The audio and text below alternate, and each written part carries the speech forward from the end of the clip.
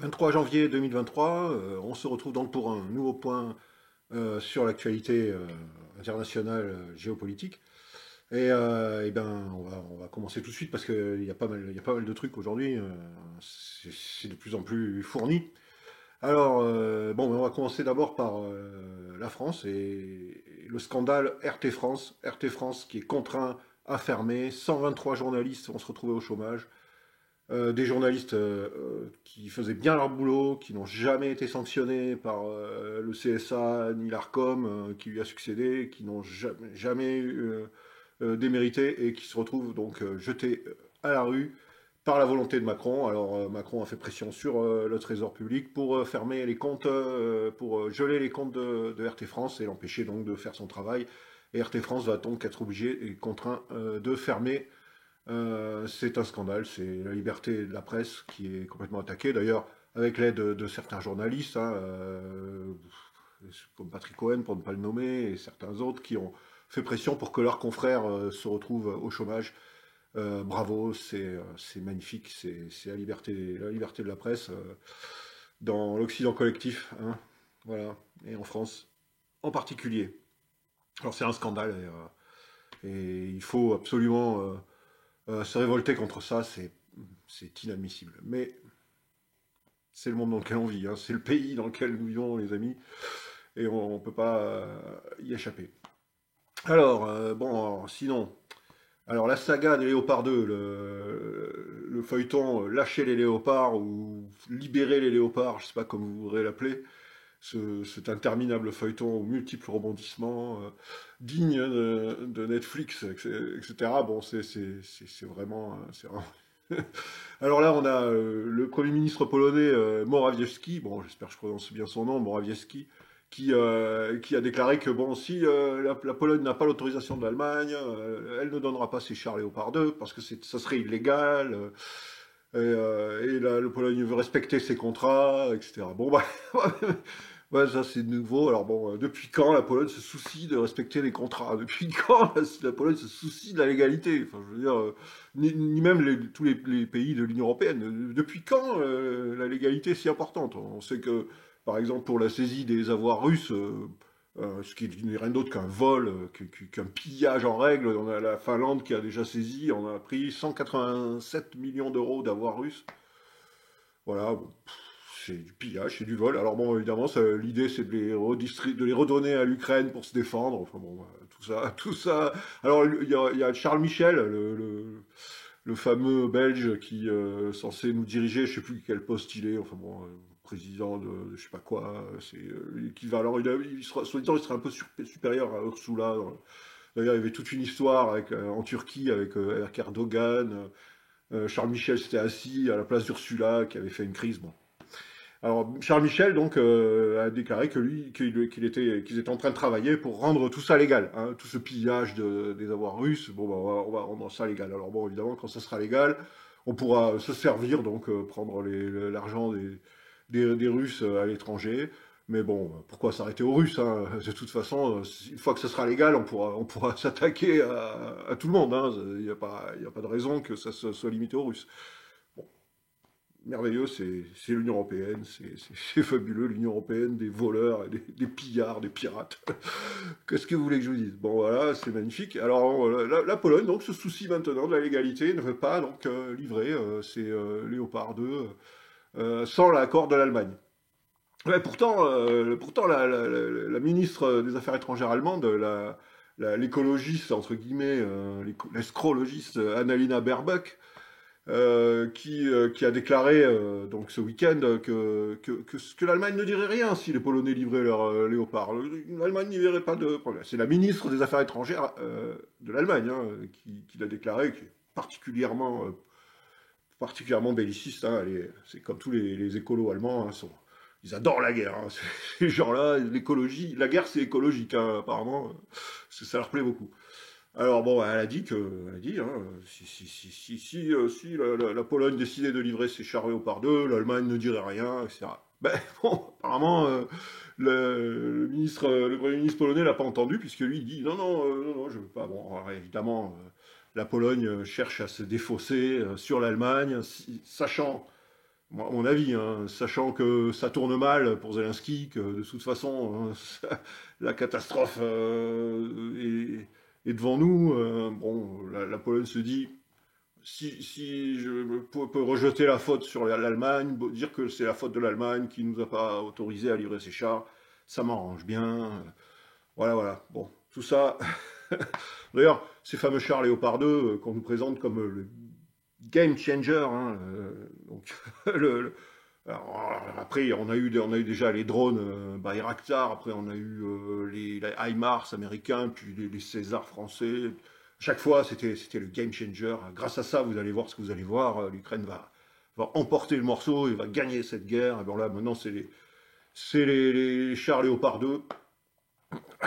Après, bientôt, ça sera les F-16. Hein. D'ailleurs, je crois que les Pays-Bas, qui sont jamais en retard, je crois qu'ils sont pas mal écologistes aussi, ils sont jamais en retard pour en rajouter pour jeter de l'huile sur le feu, a parlé de donner ces F-16 à l'Ukraine.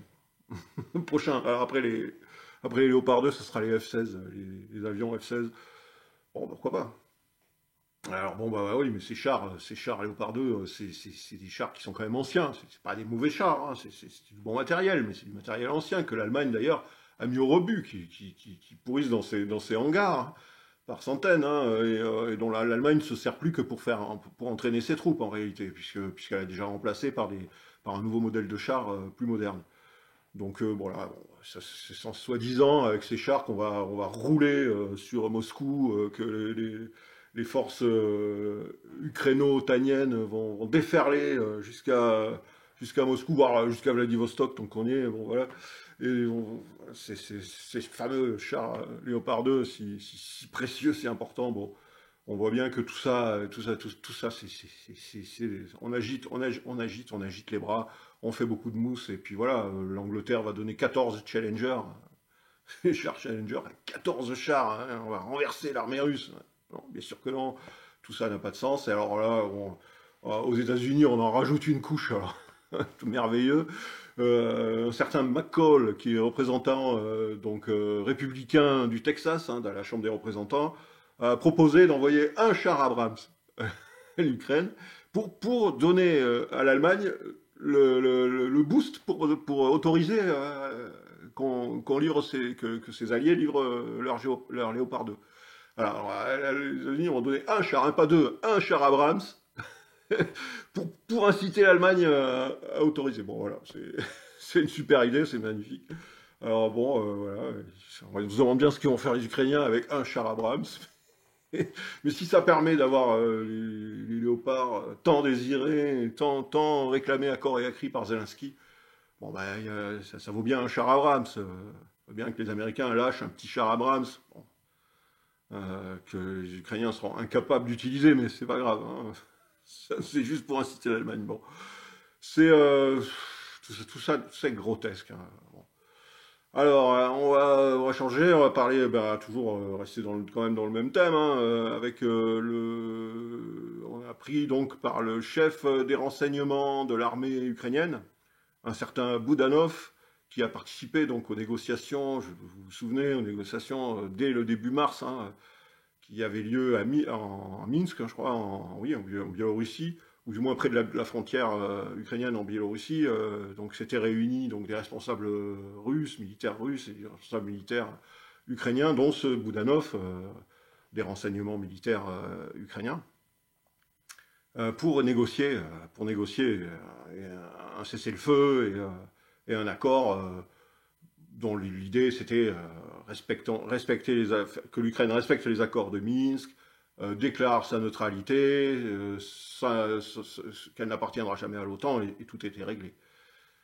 Mais ce Boudanov donc, nous a déclaré dans une interview qu'à l'époque, il ne cherchait qu'à gagner du temps. Hein, l'idée, c'était pas du tout d'avoir un accord et de s'y tenir. L'idée, c'est de faire croire aux Russes qu'on allait avoir un accord, qu'on allait faire un cessez-le-feu pour gagner du temps et pouvoir engranger des armes des pays alliés, et puis pour permettre à l'armée ukrainienne, voilà, c'était la même chose qu'avait déclaré Merkel ainsi que Hollande à propos des accords de Minsk, qui n'étaient utiles qu'à gagner du temps et en fait à gruger Poutine et à le rouler dans la farine. Hein. Et on remarque que tous ces gens, que ce soit Merkel, que ce soit Hollande, que ce soit maintenant donc, ce Boudanov des services ukrainiens, sont très fiers de se vanter d'avoir roulé Poutine dans la farine et d'avoir uniquement trompé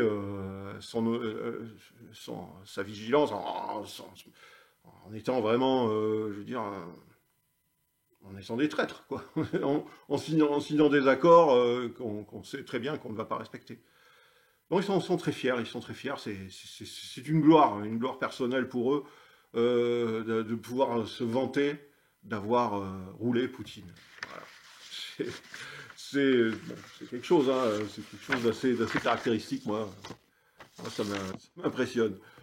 Voilà, bon alors sinon on a le fameux Arestovitch, hein, qui depuis qu'il a démissionné, alors, il n'a plus de poste officiel, maintenant il se lâche, hein.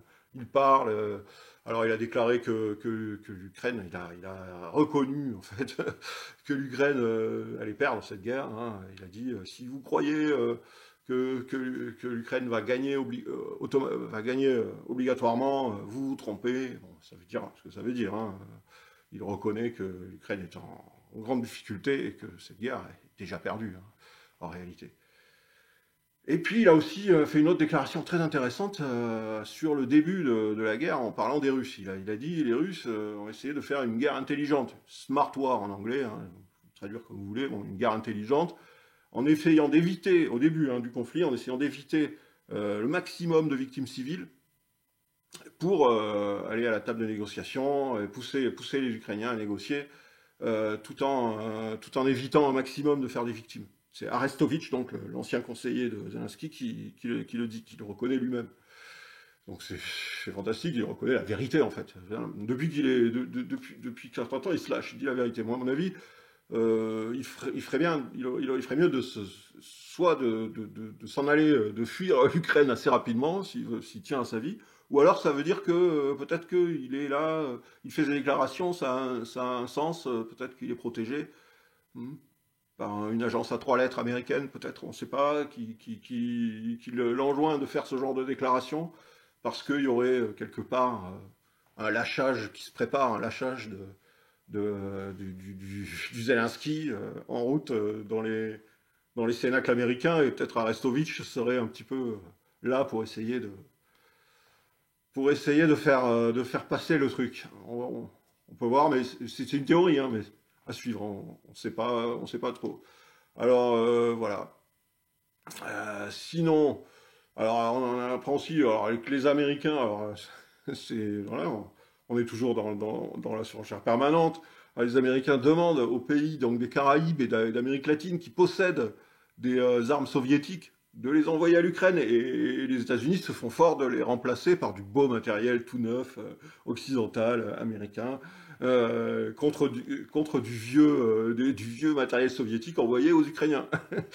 C'est un bon deal. Alors il y a plusieurs pays qui sont concernés, hein, Cuba, le Venezuela, le Nicaragua et d'autres, hein, je crois qu'il y en a 9, hein, je crois, qui ont dans leur armée du matériel, du vieux matériel soviétique, qui est très bien pour faire durer le conflit en Ukraine, bon, jusqu'au printemps, hein. L'idée, peut-être que c'est ça, hein, peut-être que c'est de faire durer le conflit jusqu'au printemps, puis au printemps, on va essayer de trouver une porte de sortie, à moins qu'il y ait un miracle d'ici là, bon, c'est pas... Voilà, alors bon, est-ce que les pays d'Amérique latine et des Caraïbes vont donner leur vieux matériel soviétique en échange de matériel américain, d'armes américaines toutes neuves? À suivre, hein, on verra. On verra. Sinon, bon, bah, pour changer un petit peu de sujet, non, tiens, on va rester dans le sujet. Alors, à Odessa, alors là, je vous mettrai l'image, hein, la photo.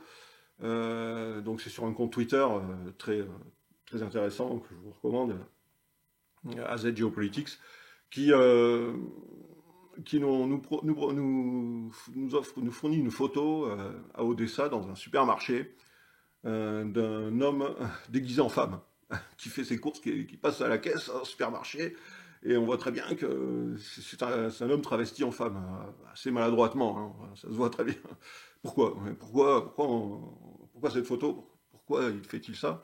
C'est pour éviter d'être mobilisé de force. Parce qu'en ce moment, en Ukraine, si vous êtes un homme entre, je crois, entre 16, hein, 16 c'est déjà un gamin, mais entre 16 et 50 ans, ou même plus, hein, je crois que même 60, hein, je vais vérifier, mais enfin, si vous êtes un homme et que vous vous baladez dans les rues, vous avez toute chance de vous faire tomber dessus par une équipe de recruteurs qui vous proposera gentiment de les suivre et pour vous envoyer à Bakhmout servir de chair à canon. Alors, il y en a beaucoup qui veulent pas. Alors, ceux qui n'ont pas réussi à fuir, qui n'ont pas les moyens aussi, parce que les riches, eux, ils ont déjà fui depuis longtemps, hein. On sait, ils font la fête à Courchevel, ils sont en Espagne, sur la Côte d'Azur, etc. Bon, avec leurs énormes 4x4 flambant neufs, leurs voitures de sport, hein. Bon, bah, eux, ils risquent rien. Ils sont à l'abri de la mobilisation, ils n'iront pas sur le front se faire découper en rondelles par Wagner. Mais à Odessa, on voit qu'on peut recruter. On sait qu'en Transcarpathie, dans cette région donc peuplée en grande partie de gens d'origine hongroise, une région donc de l'extrême ouest de l'Ukraine, on sait que les gens d'origine hongroise qui renaclent énormément à aller se battre à l'est contre les Russes, ils se sentent pas du tout concernés, c'est pas leur guerre. En ce moment, ils se font ramasser de force pour aller à Bakhmout se faire découper en morceaux. Voilà, alors vous verrez, je vous mettrai le lien vers le tweet en question pour voir la photo en dessous en dessous de la vidéo.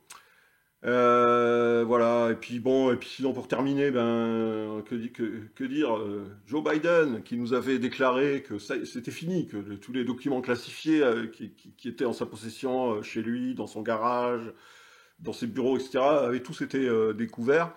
Eh ben non, paf, on en a retrouvé 6 6 chez lui, hein, dans sa maison du Delaware. Alors on ne sait pas si c'est la maison qu'il loue 50 000 euros à son fils, hein, à son fils Hunter Biden, dont on sait il a fait des affaires, des affaires pas très claires en Ukraine. Alors bon, voilà, peut-être que voilà, bon, il a peut-être besoin de louer sa maison 50 000 euros à son fils, Joe Biden. Enfin, en tout cas, je ne sais pas si c'est celle-là, mais sa maison du Delaware, on a trouvé 6 nouveaux documents classifiés dans sa maison, alors qu'il nous avait déclaré qu'il n'y en avait plus. Voilà. Pauvre Joe Biden. Alors lui, à chaque fois qu'il va dire qu'il veut se représenter en 2024, à mon avis, on va trouver de nouveaux documents, hein. Je crois que chez dans l'État profond américain, on veut pas du tout de Joe Biden candidat en 2024, hein. Moi, je pense que du côté de la faction Obama, on penche pour Kamala Harris, puisque Kamala Harris, c'est une marionnette, hein, c'est une marionnette dans les mains de Barack Obama, hein. Donc ce serait la candidate du clan Obama, et puis de l'autre côté, il y a le clan Clinton, qui serait plutôt pour le gouverneur de Californie, Gavin Newsom, qui est, bon, qui est gouverneur de Californie, mais dont justement, il n'est pas vice-président. Donc apparemment, a priori, Obama aurait l'avantage avec Kamala Harris, parce qu'elle est vice-présidente. Donc ça paraît plus. Ouais, il y aura sûrement de toute façon, il y aura probablement des primaires, à moins que Joe Robinette se déclare, et puis que finalement, ça soit lui le candidat. Enfin, on verra. Mais on voit bien, c'est très intéressant en ce moment aux États-Unis. Il y a une guerre de clans entre Obama, Clinton, etc. Chacun avec leur candidat. Et puis surtout, on veut se débarrasser de Joe. Joe, il est fini, il est cuit, il est cramoisi. Voilà, sa popularité, elle est au plus bas. Ouais, bon, ça sent pas bon pour Joe Biden. Ok, ben voilà, bon, bah, on a fait le tour. On va faire une vidéo pas trop longue. Moi, on m'a demandé de faire un peu plus long, j'ai développé, mais après, si c'est trop long, moi, j'ai peur que ça soit un peu lourd, tout ça, donc j'essaye de faire assez léger, voilà. Alors, oui, j'ai pas parlé du front, bon, bah, le front, les Russes, ils avancent petit à petit, les Russes avancent, c'est c'est inéluctable, hein. Ils avancent sur trois fronts, ils avancent Du côté de Bakhmout, ils grignotent village après village. Également du côté de Zaporozhye, et on voit que des villages tombent les uns après les autres. Voilà. Et ainsi que du côté de Seversk aussi, évidemment, au nord de Bakhmout. J'en avais parlé donc, dans ma précédente vidéo. Du côté de Seversk aussi, les Russes se rapprochent. Donc inexorablement, les Russes avancent, hein, lentement mais sûrement. Et ça, évidemment, les dirigeants occidentaux bien informés le voient et commencent à préparer, à mon avis, un lâchage en règle. Alors bon, on voudrait essayer de faire tenir les Ukrainiens jusqu'au printemps, dans l'espoir d'un miracle ou de pouvoir trouver un moyen de s'en sortir sans trop de dégâts. Bon, à voir. Ok.